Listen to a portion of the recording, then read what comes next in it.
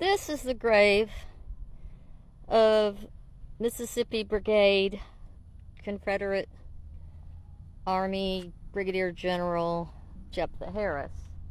Harris moved here from South Carolina sometime in the 1840s, where he was a rice plantation owner. And he and his son and wife and other children immigrated to Mississippi to grow cotton in the Black Belt Prairie just across the river from here. Now, why is this important, you ask? Well,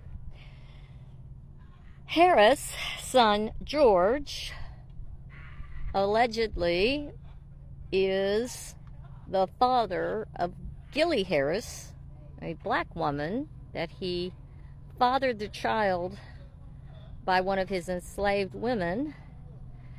He also fathered another daughter with a different enslaved woman, and one of those women grew up to be Gilly Harris Rabb, married to Jack Rabb, a very successful businessman here in Columbus. And the other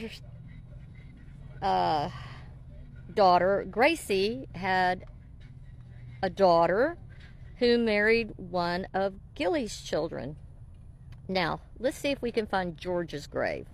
George's grave is not legible, but he served as a colonel in the Confederacy with the Mississippi Infantry under his father. It was not uncommon for white men to abuse their privilege as in a position of power over their enslaved women, to rape them, force them into sexual relationships, and they often fathered their children. Some admittedly cared somewhat about their children, others did not.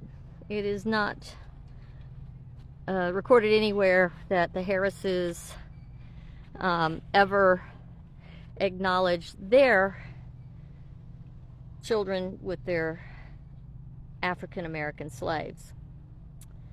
The most interesting thing about this is all of Gilly Harris's children, Gilly Harris Rabb, an enslaved woman, her children and grandchildren went on to be highly educated and successful businessmen and women, and her grandchildren went on to get postgraduate degrees, and in some places one was a doctor and the first black anesthesiologist in Louisville, Kentucky.